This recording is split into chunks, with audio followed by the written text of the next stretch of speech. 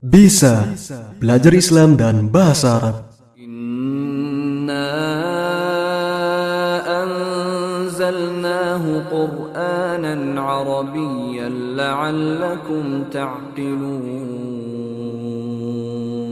Sesungguhnya kami menurunkannya berupa Al-Quran dengan berbahasa Arab agar kamu memahaminya. Assalamualaikum warahmatullahi wabarakatuh. Dars 8, Mufrad, Tathniyah, dan Jamak. Di dalam bahasa Arab ada 3 jenis pembagian isim berdasarkan jumlah. Isim mufrad, isim tathniyah, dan yang ketiga jamak atau juga disebut kata majmuk.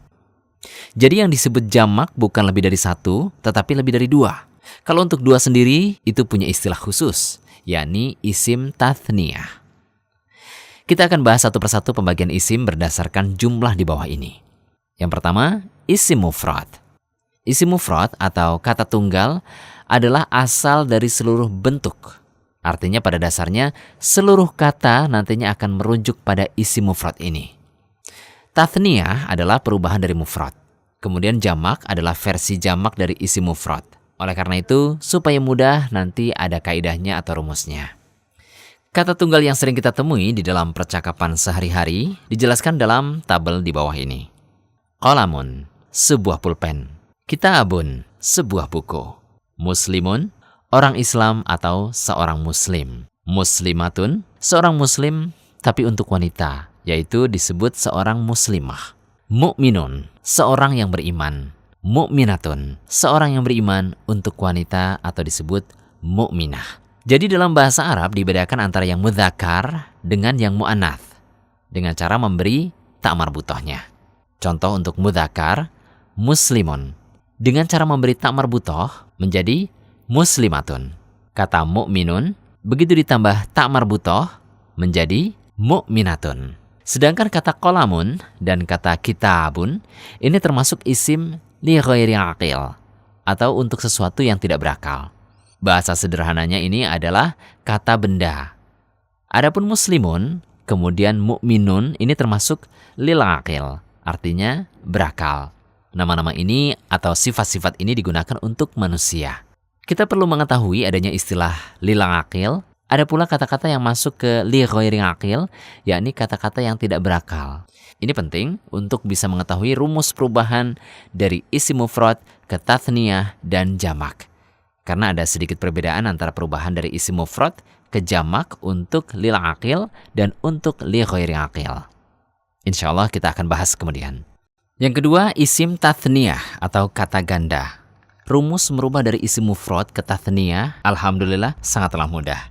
Dan ini berlaku untuk seluruh jenis kata, baik yang mudzakkar maupun yang muannas. Apakah dia lil aqil maupun li ghairi aqil. Ada 2 cara untuk merubah isim mufrad ke tathniyah, yakni dengan menambah ani atau aini. Mari kita praktekkan dengan contoh yang sudah ada. Misalnya, qalamun. Ini mufrad. Kalau kita ingin merubah ke bentuk tathniyah, tambahkan ani di belakangnya. Menjadi qalamani. Artinya 2 buah pena. Atau bisa juga kita rubah menjadi qalamaini dengan menambah aini. Untuk lebih jelasnya, lihat tabel di bawah ini. Kitabun, ditambahkan ani di belakangnya menjadi kitabani, atau ditambahkan aini di belakangnya menjadi kitabaini. Muslimun menjadi muslimani atau muslimaini. Muslimatun menjadi muslimatani atau muslimataini. Dan alhamdulillah tidak ada perbedaan antara isim yang mudzakkar dengan mu'annath, semuanya sama ditambahkan ani atau aini. Lalu kapan kita menggunakan ani atau menggunakan aini? Ini insya Allah akan dibahas di ilmu nahwu. Yang ketiga, jamak. Berbeda dengan tathniyah, maka untuk jamak ini ada perbedaan untuk jamak lil aqil dan jamak lil ghairi aqil. Jamak lil aqil pada dasarnya ada 2, jamak mudzakkar salim dan jamak mu'annath salim. Dan kalau untuk lil ghairi aqil, maksudnya kata benda, umumnya jamaknya adalah jamak taksir. Kita akan bahas satu persatu, mulai dari jamak mudzakkar salim, jamak mu'annath salim, dan jamak taksir. Jamak mudzakkar salim. Dari sisi ada 2 rumus. Pertama ditambahkan una, dan yang kedua ditambahkan ina. Ini hanya berlaku bagi mudzakkar, yakni untuk laki-laki, contohnya muslimun, seorang muslim. Kalau kita ingin mengatakan orang-orang muslim atau banyak, maka ditambahkan una menjadi muslimuna atau muslimina. Kemudian kita ambil contoh lagi, mu'minun atau seorang yang beriman. Kalau kita ingin membuat jamaknya, maka kita katakan mu'minun atau mu'minin dengan menambahkan una dan ina. Berikutnya jamak mu'annats salim. Rumusnya yaitu dengan menambah alif atau memanjangkan kata dan ditambah tak biasa. Ini hanya berlaku untuk mu'annats. Misalnya muslimatun. Kita panjangkan mimnya, kita ganti tak marbutoh dengan tak biasa atau tak tathnits menjadi muslimatun. Itu jamak mu'annats salim. Akan tetapi memang untuk membentuk jamak mu'annats salim paling mudah adalah kita rubah ke bentuk mudzakarnya. Misalnya mu'minatun. Mu'minatun ini kan mu'annas. Mudzakarnya adalah mu'minun. Jadi tinggal menambah atun menjadi mu'minatun. Ini lebih mudah. Berikutnya jamak taksir. Jamak taksir ini sesuai dengan namanya. Taksir artinya pecah-pecah. Dan jamak taksir ini pada dasarnya berlaku untuk isim li ghairil aqil, yakni kata benda. Jamak taksir ini tidak memiliki rumus. Lalu bagaimana kalau tidak ada rumusnya? Maka jalan satu-satunya adalah dengan cara menghafal. Misalkan qalamun, jamak taksirnya adalah aqlamun. Kemudian kitabun, jamak taksirnya kutubun. Kita lihat antara aqlamun dengan kutubun sangat berbeda. Tidak ada persamaan rumus. Jika disamakan, kitabun menjadi kutubun dan qalamun harusnya menjadi qulumun. Tapi karena jamak taksir tidak memiliki rumus, maka jalan satu-satunya adalah dengan menghafal. Baik, itu tadi penjelasan tentang jamak mudzakkar salim, muannats salim, dan jamak taksir. Namun selain peraturan dasar tersebut, ada pengecualian yang perlu diingat.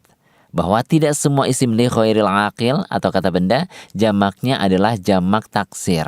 Ada juga isim li ghairil aqil yang jamaknya jamak muannats salim, contohnya syajaratun atau pohon. Jamak taksirnya adalah asjarun, pohon-pohon. Dia juga memiliki bentuk jamak muannats salim yaitu syajaratun. Kemudian contoh lain waraqatun, artinya daun. Jamak taksirnya adalah auraqun. Selain itu dia juga memiliki bentuk jamak muannats salim, waraqatun. Ini membuktikan bahwa isim li ghairi aqil tidak selamanya jamak taksir. Memang pada dasarnya kata yang memiliki tak marbutoh di belakangnya, maka jamaknya boleh kita rubah ke jamak muannats salim. Ini contoh penyimpangan dari kaidah dasar. Ada juga isim lil aqil yang jamaknya bukan hanya jamak mudzakkar salim, tetapi dia memiliki bentuk jamak lain. Contohnya talibun, seorang penuntut ilmu. Selain dia memiliki bentuk jamak mudzakkar salim, dia juga memiliki bentuk jamak taksir, yaitu tullabun. Begitu juga dengan contoh kata amilun, seorang pekerja. Jamak mudzakkar salimnya adalah amilun. Namun dia juga memiliki bentuk jamak taksir, yaitu ummalun, artinya pekerja-pekerja. Jadi itu adalah pengecualian yang harus diingat. Demikian pelajaran kita kali ini. Semoga bermanfaat.